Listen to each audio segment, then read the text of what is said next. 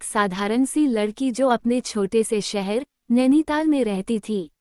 आंखों में सपने थे, लेकिन दिल में एक झिझक सी। किताबों की शौकीन, अकेले चाय पीते हुए बारिश की बूंदों को निहारना उसकी आदत थी। अन्वी को जिंदगी से कुछ खास नहीं चाहिए था, बस सुकून, थोड़ी सी खुशी और शायद किसी की सच्ची मोहब्बत। कॉलेज की पहली बारिश थी जब तारांकन आरव तारांकन की एंट्री हुई। वो शहर से आया हुआ एक लड़का था, तेज, बेबाक और हर लड़की की नज़रों में थोड़ा स्पेशल। लेकिन अन्वी की आंखों में उसके लिए कोई चमक नहीं थी, कम से कम शुरू में तो नहीं। वो अपने ही ख्यालों में खोई रहती थी, जबकि आरव हर किसी से हंसते बोलते घुल मिल जाता। एक दिन लाइब्रेरी में किताबों के बीच दोनों की नज़रें टकराईं। आरव ने हल्की सी मुस्कान दी और अन्वी ने संकोच से नज़रें फेर लीं। वो सोच रही थी, इतना मुस्कुराने की क्या ज़रूरत है।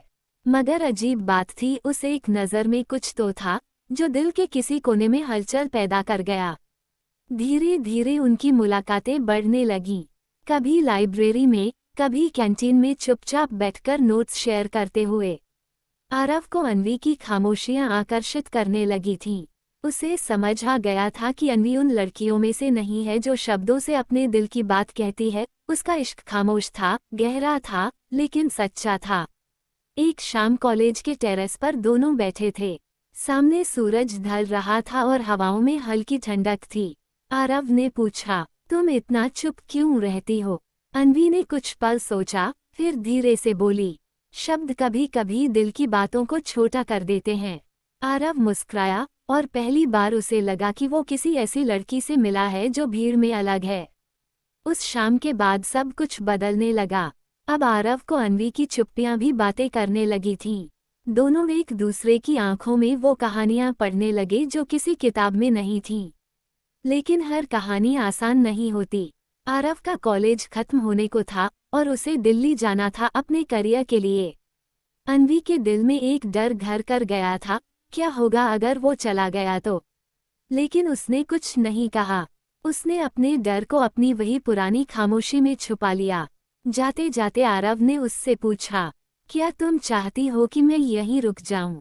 अन्वी की आंखों में आंसू थे, लेकिन होठों पर वही पुरानी चुप्पी।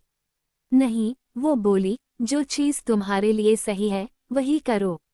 आरव ने उसे देखा, कुछ कहना चाहा, मगर कह नहीं सका। वो चला गया और अन्वी अकेली रह गई। वक्त बीतता गया। 2 साल, 3 साल। अन्वी अब एक स्कूल में पढ़ाने लगी थी।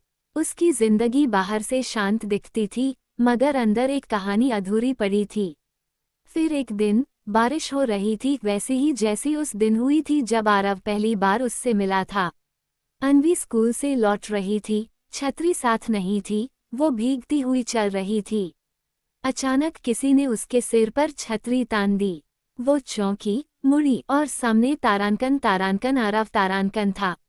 वही मुस्कान, वही आंखें, बस अब थोड़ी समझदार लग रही थीं।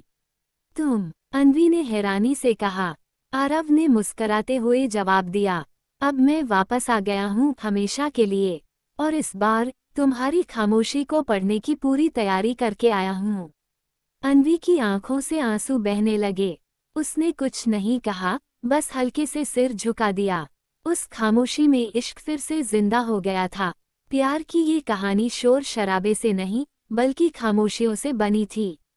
अन्वी और आरव की मोहब्बत ने ये साबित किया कि कभी कभी सबसे गहरे रिश्ते वो होते हैं जिनमें शब्दों की ज़रूरत नहीं होती, सिर्फ एहसास काफ़ी होता है। क्योंकि जब दिल बोलते हैं तो खामोशियाँ भी इश्क